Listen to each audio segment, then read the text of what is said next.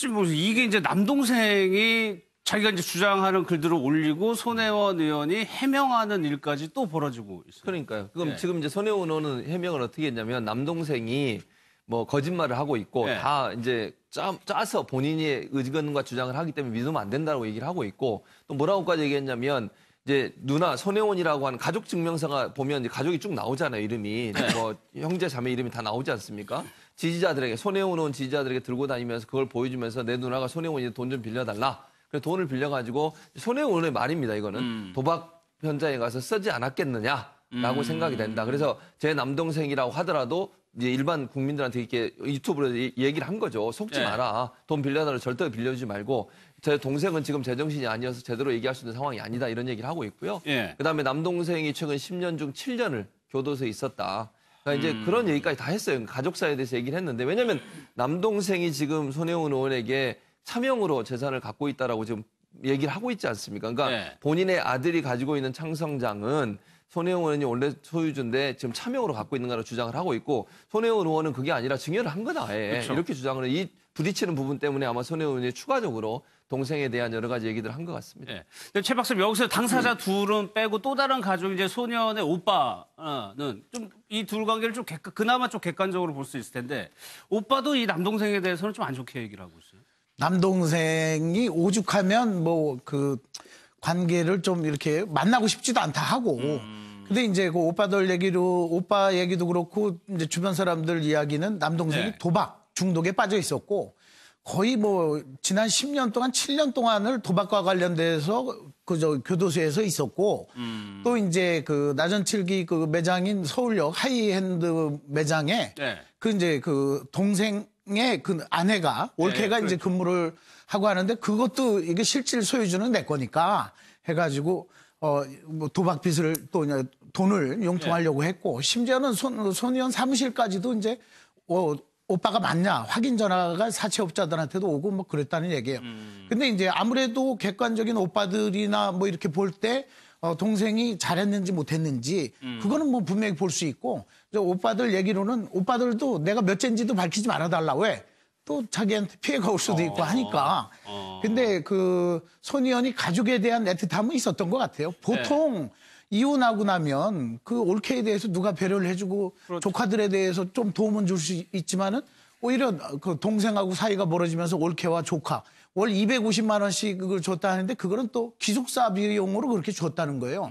그래서 손의원이 가족들을 위해서 한 것은 잘했지만 그것이 과연 목포에서 그걸 잘했느냐 그것까지는 아닌 것 같고 그러나 가족들은 확실히 손의원이 나름대로 가장 역할을 하면서 가족들을 챙겼던 건 사실인 것 같습니다. 가족들은 소년을 지지하는 것 같아요. 그럼 김당 교수님, 네. 남동생은 도대체 왜 이러냐?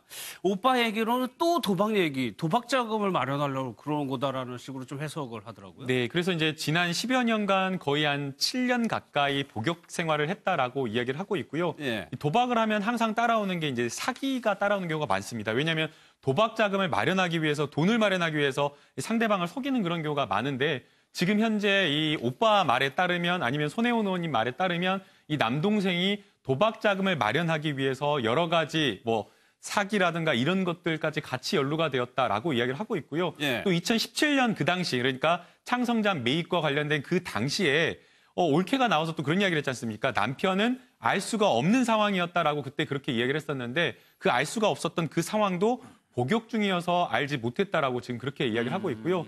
또 과거에 뭐 예전에 있었던 여러 가지 사건을 또 이 오빠가 몇 가지를 이야기를 했는데 이 남동생이 점포를 얻어달라라고 요구를 해서 이 형수 명의로 이 점포를 얻어줬는데 그 점포 보증금을 모두 다 뭐 도박 자금으로 다 날려버렸다라건지 아니면 또 다른 형제에게는 자동차를 산다고 하면서 보증을 요구한 후에 자동차를 팔아가지고 또 현금을 마련해가지고 도박 자금으로 마련했고 또 심지어는 사채업자에게 돈을 빌리기 위해서 이 가족관계 증명서를 떼가지고 자 가족관계 증명서에 손혜원 의원 내 의원이 이 손혜원 의원이 나의 누나다라는 그것을 이제 신용을 그렇게 해가지고 또 돈을 빌리려고 해가지고 또 의원실까지 전화가 왔다라고 지금 이야기를 하고 있기 때문에 그런 점에서 이 돈에 대해서 손혜원 의원님이 가장 많이 당했다라고 지금 이렇게 이야기를 하고 있는 거고요. 결국 이번에 이제 남동생이 이 손혜원 의원에 대해서 여러 가지 안 좋은 이야기를 써가지고 뭔가 뭐 어떤 특정 종교의 단체의 어떤 뭐 교인이다 뭐 이런 이야기를 퍼뜨리는 것 자체가 돈과 관련되어서 손혜원 의원이 지원을 딱 끊어버리니까 그것에 대한 어떤 반발과 보복이 아닌 거냐라고 지금 이렇게 이야기를 하고 있는 것 같습니다. 알겠습니다. 강 변호사 하나 의혹을 더 보겠습니다. 지금 겸직 금지 관련해서 국회법을 위반한 거 아니냐는 좀 의혹도 나왔거든요. 이 부분은 어떻게 된 거예요? 국회법 제29조에 겸직 금지라는 게 있어요. 네. 근데 국회의원은 뭘 할 수 있냐면 국무위원, 국무총리 이런 걸 할 수 있어요. 네. 그다음에 이제 명예직 그런 것들은 가능해요. 명예직. 예, 그런데 네. 예를 들어서 이해 충돌의 위험이 있는 어떤 보수를 받는 어떤 직이라든가 이런 것들은 못하게 돼 있어요. 국회법에 그렇게 만들어 놨습니다. 그런데 과연 이제 손혜원 의원이 지금 이 문체의 산하 피감기관이라고 하는 예. 이 단체에서 어떤 하나 역할을 하게 됐다 이런 얘기 아니겠습니까? 예. 그래서 이것이 이제 특정 사업에 실제 참여해도 되는 것이냐 피감기관인데 뭐 이런 얘기가 나오고 있습니다. 예. 그래서 여기 참여하게 되면 오히려 그 단체의 뭐 예산을 증액시킨다든지 이런 역할을 하게 되면은 그것이 이제 이해 충돌이 되는 게 아니냐. 여기서 하나 얘기할 수 있는 것은요. 국회의원은 자기 지역구가 있다 하더라도 전 국민의 대변자입니다. 네. 그 지역구의 대변자가 아니에요. 그래서 이런 걸 만들어 놓은 거예요. 그렇기 때문에 보수를 안 받는다면 크게 문제는 없는데 보수를 안 받으면. 예, 그렇다 하더라도 밀라노 가구박람회 그 디렉터 뭐 이렇게 참여한다는 거 아닙니까? 예. 근데 저거를 이제 만약에 보수를 받고 뭐 이렇게 된다면 조금 논란의 여지가 있습니다. 알겠습니다. 그래서 손혜원 의원이 지원을 딱 끊어버리니까 그것에 대한 어떤 반발과 보복이 아닌 거냐라고 지금 이렇게 이야기를 하고 있는 것 같습니다. 알겠습니다. 강 변호사 하나 의혹을 더 보겠습니다. 지금 겸직 금지 관련해서 국회법을 위반한 거 아니냐는 좀 의혹도 나왔거든요. 이 부분은 어떻게 된 거예요? 국회법 제29조에 겸직 금지라는 게 있어요. 네. 근데 국회의원은 뭘 할 수 있냐면 국무위원, 국무총리 이런 걸 할 수 있어요. 예. 그다음에 이제 명예직 그런 것들은 가능해요. 명예직. 예, 그런데 네. 예를 들어서 이해 충돌의 위험이 있는 어떤 보수를 받는 어떤 직이라든가 이런 것들은 못하게 돼 있어요. 국회법에 그렇게 만들어 놨습니다. 그런데 과연 이제 손혜원 의원이 지금 이 문체의 산하 피감기관이라고 하는 네. 이 단체에서 어떤 하나 역할을 하게 됐다 이런 얘기 아니겠습니까? 예. 그래서 이것이 이제 특정 사업에 실제 참여해도 되는 것이냐 피감기관인데 뭐 이런 얘기가 나오고 있습니다. 그래서 예. 여기 참여하게 되면 오히려 그 단체의 뭐 예산을 증액시킨다든지 이런 역할을 하게 되면은 그것이 이제 이해 충돌이 되는 게 아니냐. 여기서 하나 얘기할 수 있는 것은요. 국회의원은 자기 지역구가 있다 하더라도 전 국민의 대변자입니다. 네. 그 지역구의 대변자가 아니에요. 그래서 이런 걸 만들어 놓은 거예요. 그렇기 때문에 보수를 안 받는다면 크게 문제는 없는데 보수를 안 받으면. 예, 그렇다 하더라도 밀라노 가구박람회 그 디렉터 뭐 이렇게 참여한다는 거 아닙니까? 예. 근데 저거를 이제 만약에 보수를 받고 뭐 이렇게 된다면 조금 논란의 여지가 있습니다. 알겠습니다. 다음은 좀 리포트 내용을 좀 보도록 하겠습니다. 어제 오후에 부산 도심 한복판에서 30대 남성이 흉기 난동을 벌였습니다. 안준우 기자의 리포트입니다.